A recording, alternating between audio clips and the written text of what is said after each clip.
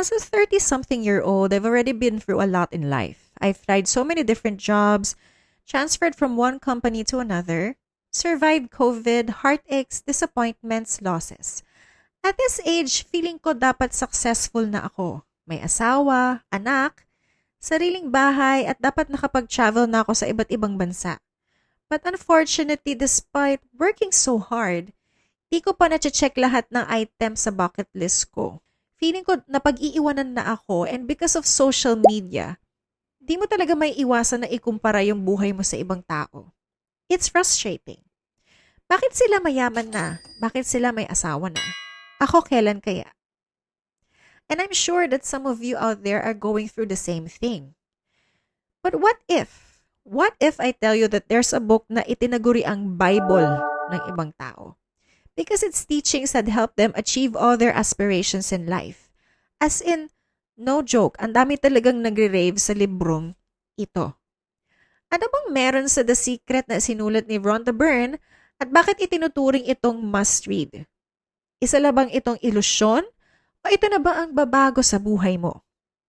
Once again, welcome back to Ang Sarap Pala Magbasa, and I'm your host, Tessa Saavedra.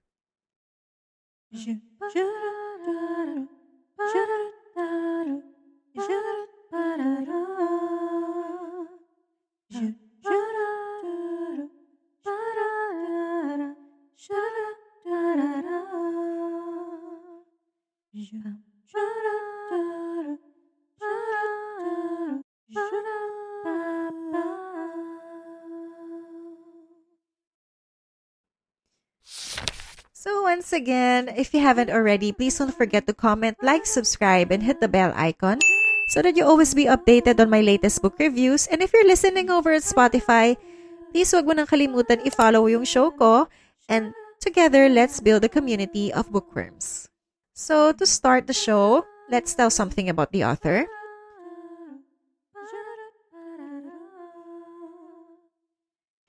Rhonda Byrne was born on March 12, 1951 in Melbourne, Australia. She is a television writer and producer. Her book, The Secret, is based on the pseudoscientific belief of the law of attraction, which claims that thoughts can change a person's life directly.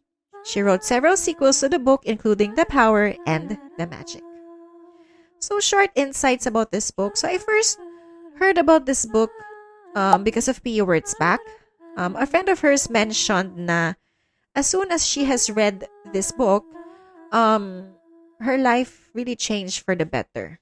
For those of you who don't know, Pia Wurtzbach is our third Miss Universe. She joined Binibining Pilipinas 3 times and won on her third try. Sabi daw, ng friend niya, The Secret was really instrumental in her finally bringing home the crown and eventually becoming Miss Universe 2015. So next stop, instead of word of the day, ang isi-share ko ngayon is phrase of the day.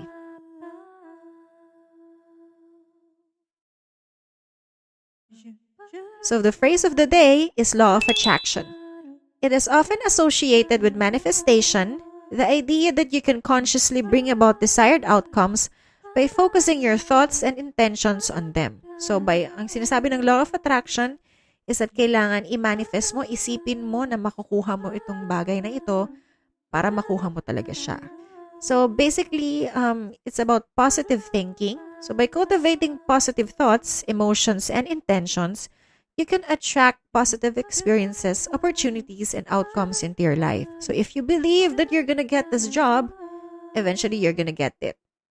So The Secret was one of the first books I've read under the self-help books genre. Naalala ko, nabasa ko tong librong ito noong pandemic. And at that time, nagkataon meron akong pinagdadaanan. Dami kong mga tanong. Bakit ba ako hindi masaya? Ano bang ginagawa kong mali? So, ito yung libro na talagang masasabi ko na nakatulong na sumagot ng mga tanong na yon. So basically, The Secret has a few key points siguro, isi-share ko na rin siya para magkaroon kayo ng idea kung ano yung key points nitong librong na to, kung ano yung mga main teachings niya.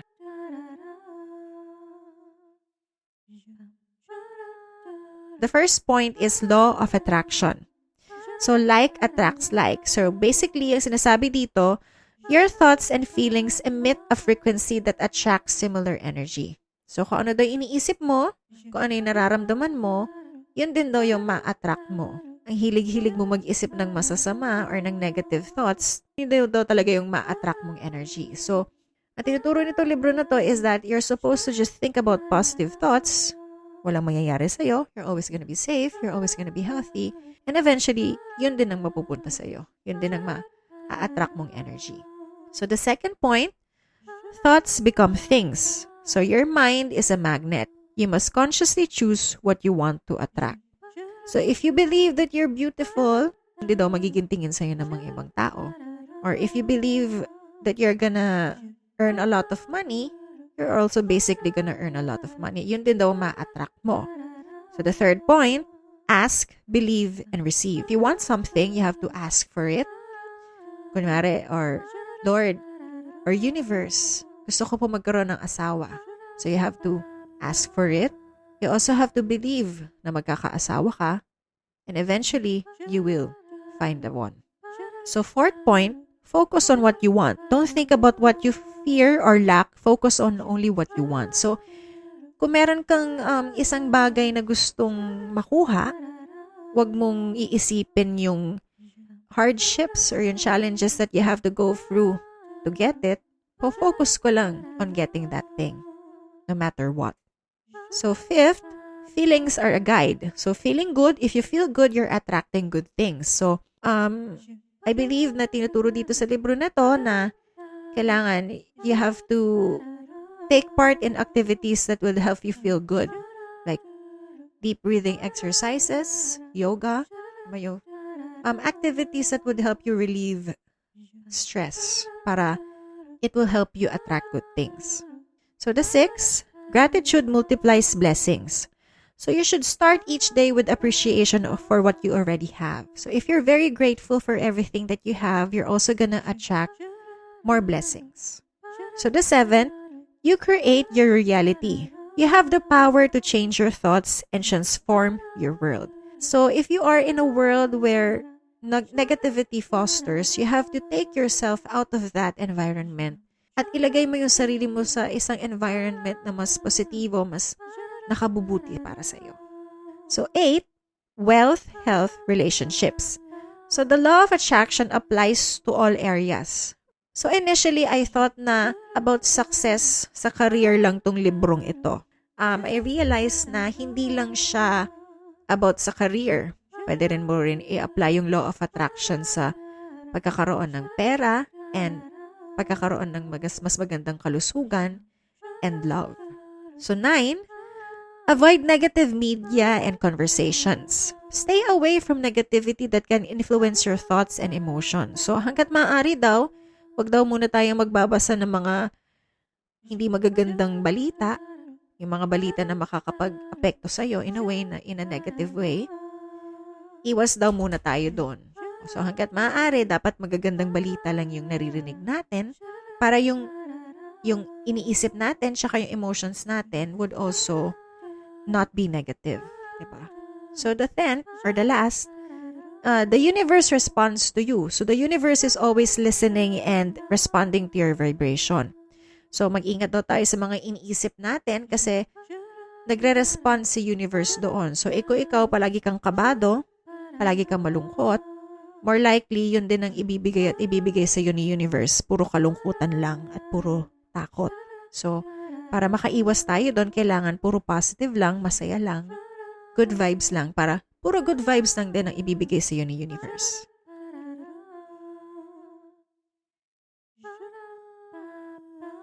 So what I liked about the book, I found it very uplifting. Dito ko natutunan kung ano ba talaga ibig sabihin ng law of attraction and how our way of thinking prevents or helps us achieve our dreams. So katulad na nabanggit kanina sa definition, having positive thoughts helps clear our judgment because we then make our plans accordingly.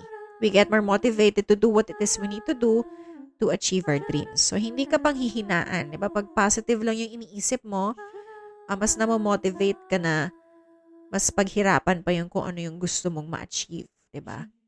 On the other hand, kung ikaw inunahan mo na kaagad ng kanigahan yung pinaplano mo pa lang, paano mo may expect na ma-achieve yung goal mo? Kasi kung ganun ka na agad mag-isip, obviously, madi-discourage ka na agad. Panghihinaan ka ng loob.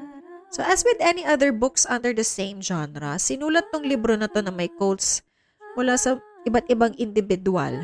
And these quotes would help the reader understand why it's important to have clear manifestation of one's own reality. So Rhonda Byrne uses emotionally charged language to motivate readers and persuade them to adopt the book's core philosophy, which is the law of attraction. The tone is uplifting, aiming to instill belief and confidence to the reader.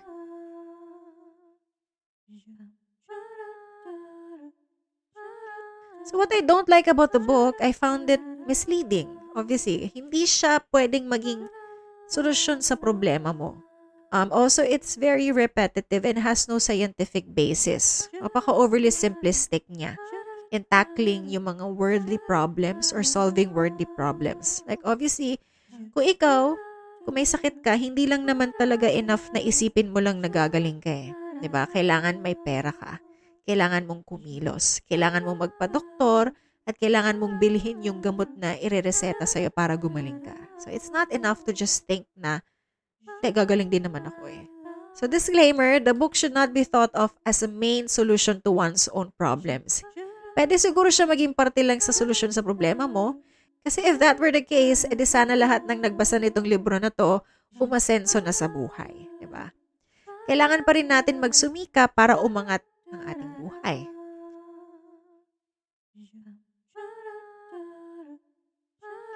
So my favorite quote from the book, nothing can prevent your picture from coming into concrete form except the same power which gave it birth, which is yourself.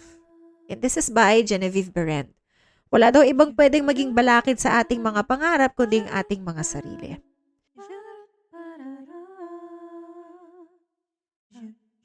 So for the conclusion, The Secret definitely made its impact in the world by promoting the power of believing in oneself and focusing on one's goals. If you're someone like me who's looking to improve yourself through self-empowerment, this book is worth the read because it teaches you to have a more positive mindset. But one should not solely rely on this book for their success because we also have to supplement what we've learned with more grounded personal development tools. So, magiging paraan itong libro na to para magkaroon ka ng self-reflection. So, kapag nakapag-self-reflection ka kasi, marirealize mo kung ano yung mga naging kakulangan mo o naging pagkakamali mo kung bakit you're at the position in your life or at the point in your life na hindi ka masaya. O marirealize mo, ay, kasi siguro kung mas ginalingan ko sana sa ganito, edi sana iba na buhay ko ngayon. Pero ang maganda dito, tinuturo niya sa'yo na there's still hope. Diba? Hindi ka hopeless. Pwede ka pa rin mag-improve. Habang may buhay, may pag-asa. Basta huwag mong hahayaan na mag-give up ka sa mga problema ng mundo. So for that, ang sarap pala magbasa dahil sa pamamagitan ng mga self-help books katulad ng The Secret, ating nalalaman ang mga sikreto sa pag-abot sa ating mga pangarap. Ang sarap pala magbasa dahil ang mga aral na binabahagi ng isang manunulat ay nagiging paraan para tayo magkaroon ng kumpiyansa sa sarili. Ang sarap pala magbasa dahil nagiging paraan ng mga libro sa pagkilala sa ating sarili at ating napapagtanto ang ating mga pagkakamali na naging sanhi ng ating kasawian. With that said, I would rate the book 5 stars for I truly enjoyed reading the book kasi marami akong natutunan. Hindi lang sa shinare ng mga teachings ng mga individual, pero na marami rin ako natutunan sa sarili ko. I think that's a very powerful thing to take away from just reading a book. I bought it online for 915 pesos. I believe that you can find cheaper options. It's just that noong time na binili ko to, for some reason wala akong mahanap na mas cheaper variant. Ang nahanap ko lang online is yung hardcover, kaya siya 915 pesos. But I believe that you can find cheaper options sa mga nearest bookstores and also online. So, meron man pinaka-aral na natutunan dito sa librong ito. Kung gusto mo mag-asawa, you have to put yourself out there. No, you have to put in the work also. Gawin mo, you also have to put in the work to yourself para maging deserving ka naman doon sa hinahanap mong high standard na tao. Or if you want to earn a higher salary, siguro baka mas kailangan mong i-improve yung skill set mo para mas maging deserving ka rin naman ng mas mataas na salary. So, walang tiyaga, walang nilaga.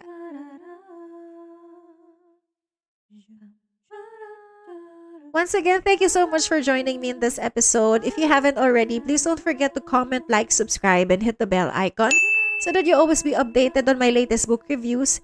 And if you're listening over at Spotify, don't forget to follow my show. And together, let's build a community of bookworms. Once again, this is Ang Sarap Pala Magbasa with your host, Tessa Saavedra. Wherever in the world, good morning, good afternoon, good evening. Thank you so much for listening.